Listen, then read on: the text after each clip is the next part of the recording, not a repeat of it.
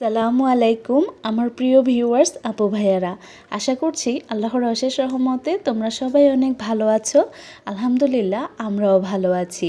তো আজকে আমি তোমাদের সাথে শেয়ার করব কিভাবে আমি মাত্র ১৩৩৩ টাকা খরচ করে আমার সারা মাসের মাসিক যে মাছের বাজারটা আছে সেটা ভালো ভালো মাছ দিয়ে কিভাবে আমি মাত্র ১৩৩৩ টাকা খরচ করে আমার এই মধ্যবিত্ত সংসারের একটা গোপন কৌশল বলতে পারো, যেভাবে হচ্ছে আমি মাত্র ১৩০০-১৪০০ টাকা খরচ করে আমার সারা মাসের মাছের বাজারটা করে ফেলি, সেটাই কিন্তু আজকের ভিডিওতে তোমাদের সাথে শেয়ার করব।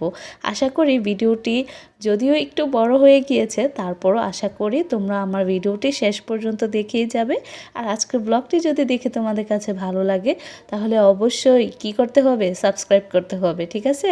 আর যদি ভালো লাগে তাহলে একটি লাইক দিয়ে দিবে। আর কোনো কিছু যদি জানাতে বা জানতে চাও তাহলে কি করতে হবে, কমেন্টস করতে হবে। তো এই তো সকাল সকাল হচ্ছে মাছ নিয়ে বসে পড়েছি। তো এই শাশুড়িগুলো না যতই ভালো হোক, ভালোর মধ্যে একটু রাগ তাদের কিন্তু থাকেই। তো আমি বলছিলাম, মা চলেন কিছু মাছ ফ্রিজে রেখে দিই, ফ্রিজে রেখে রেখে কাটি, কারণ আমি তো মাছ কাটতে একদমই আনাড়ি। তো মাছ কাটতে আমি পারি, কিন্তু আমার হচ্ছে মাছ কাটতে অনেক বেশি সময় লাগে।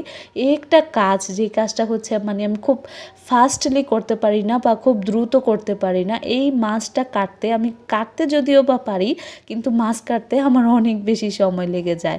আর মাছ জিনিসটা কিন্তু একটু দ্রুত কেটে শেষ করতে হয়। যদি অনেকগুলো মাছ একসাথে হয় তাহলে তো অবশ্যই দ্রুত কাটতে হয়। আর এই মাছগুলো যেহেতু খুব সকালবেলা হচ্ছে আমরা নিয়ে আসি, আর আনতে আনতেও যেহেতু অনেকটা সময় লেগে যায়, এই জন্য কিন্তু মাছগুলো একটু তাড়াহুড়ো করে কেটে ধুয়ে ফ্রিজে রাখতে হয়, না হলে কিন্তু মাছগুলো নষ্ট হয়ে যাওয়ার চান্স অনেকটাই বেশি থাকে। এই তো বকবক করতে করতে আমি কি কি মাছ এনেছি সেটাই তো তোমাদের সাথে বলা হলো না।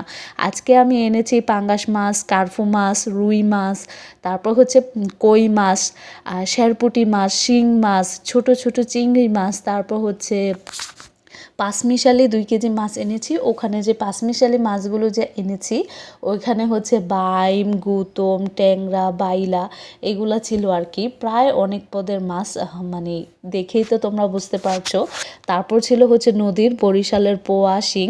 তো পোয়া মাছটা একদম নদীর বরিশালের পোয়া। তারপর যে ওই যে পাঁচমিশালি 2 কেজি মাছ এনেছি ওইগুলোও কিন্তু নদীর মাছ। আর এই যে মলায়া, তারপর হচ্ছে ছোট চিংড়ি, এগুলোও কিন্তু নদীর মাছ। আর এই কার্ফু, রুই, পাঙ্গাস এগুলো হচ্ছে চাষের মাছ। তো বলেছি না যে আমার মাছ কাটতে অনেক বেশি সময় লাগে। তো প্রথমেই হচ্ছে আমার শাশুড়ি মা ওই দিক দিয়ে বটি নিয়ে বসে পড়ছে। তো আমি মাকে বলতেছিলাম, জানেন এখানে প্রায় 20 কেজির মতো মাছ আছে, প্রায় কি 19 কেজির ওপরে, 19.5 কেজির মতো মাছ ছিল। তো আধমনি বলা চলে, প্রায় 20 কেজির মতো মাছ এখানে আছে, কি করে আপনি কাটবেন? আমি তো মাছ ওইরকম করে তাড়াতাড়ি কাটতেও পারি না। তো উনি বলতেছে একটার মধ্যে নাকি কেটে শেষ করে ফেলবে। তারপর 2টা বাজে, বাকি মাছগুলো হচ্ছে আমাদের দিয়ে ফ্রিজে রাখাইছে। তারপর আমি তো সাথে কাটতেছি, ধুইতেছি, প্যাকেট করে ফ্রিজে রাখতেছি। মানে মাছ কাটতে যেরকম অনেক বেশি সময় লাগে, মাছ ধুইতেও কিন্তু পরিষ্কার করে অনেক বেশি সময় লাগে। তো প্রথমেই হচ্ছে আমি কার্ফু মাছের আঁশগুলো ছাড়িয়ে নিয়েছি, আর তারপর হচ্ছে মাথাটা কেটে নিয়েছি। আর দেখেন বাজারে হচ্ছে যেই বেড়ায় হচ্ছে মাছ বিক্রি করতেছিল ওই আঙ্কেলকে বলছিলাম যে, আঙ্কেল একটু যে মাছটার মধ্যে একটু ডিম কম হবে ওইটা দিয়েন, কারণ এত বেশি ডিম ভাল লাগে না। ডিম যেই মাছটার পেটের মধ্যে একটু কম আছে ওনারা কিন্তু বোঝে, ওনারা যেহেতু বেচা কিনা করে ওনারা বোঝে। তো দেখেন আমাকে কত বড় ডিমওয়ালা একটা মাছ দিয়ে দিছে, মানে মাছওয়ালাদের কোনো বিশ্বাস নাই। তো এই তো আমি হচ্ছে কার্ফু মাছ কেটেছি, তারপর হচ্ছে আমি শিং মাছ কেটেছি। শিং মাছটা হচ্ছে পরের দিন কেটেছিলাম, প্রথমে হচ্ছে ওই দিনকে আমি কার্ফু মাছ কেটেছিলাম।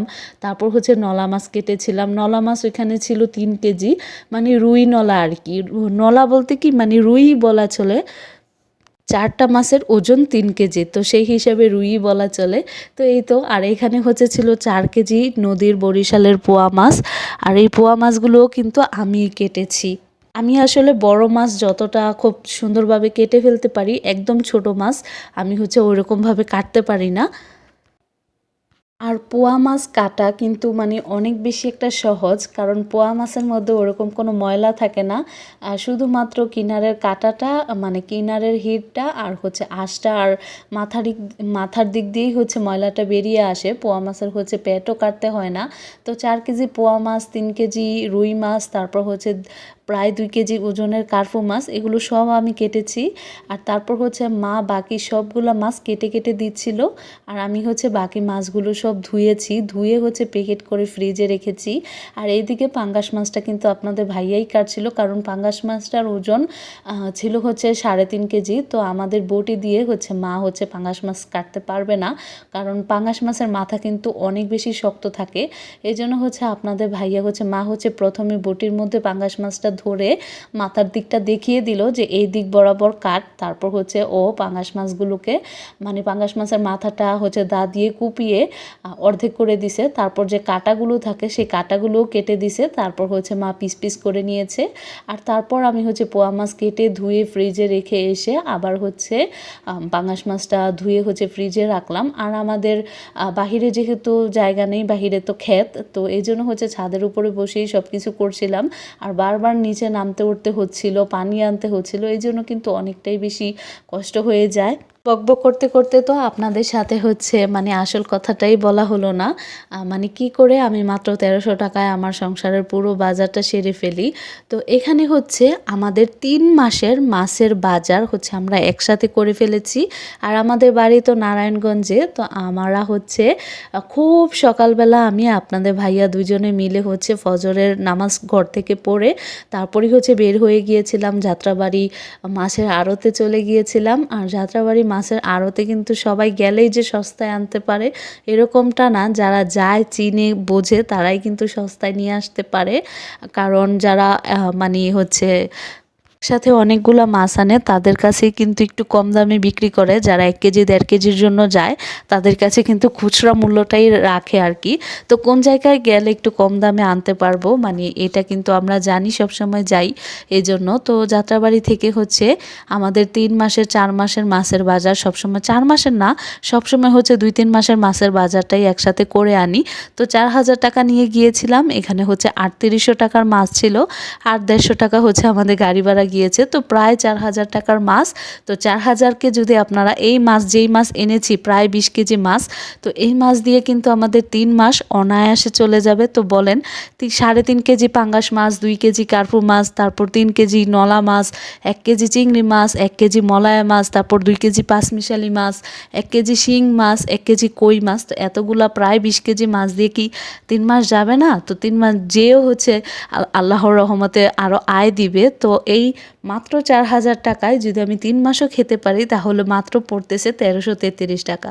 তো বলেন 1333 টাকা নিয়ে যদি আমি এলাকার মাছের বাজারে যেতাম, 1 মাসে আমি যে মাছগুলো এখান থেকে খাইতাম বা খাবো, তো সেই মাছের কিন্তু 4 ভাগের 1 ভাগও 1300 টাকায় এলাকার বাজার থেকে আনতে পারতাম না।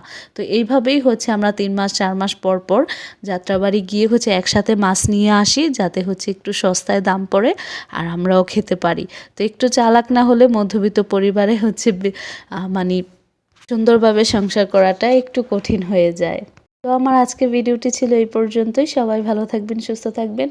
দেখা হবে, কথা হবে নতুন কোনো ব্লগে। আল্লাহ হাফেজ।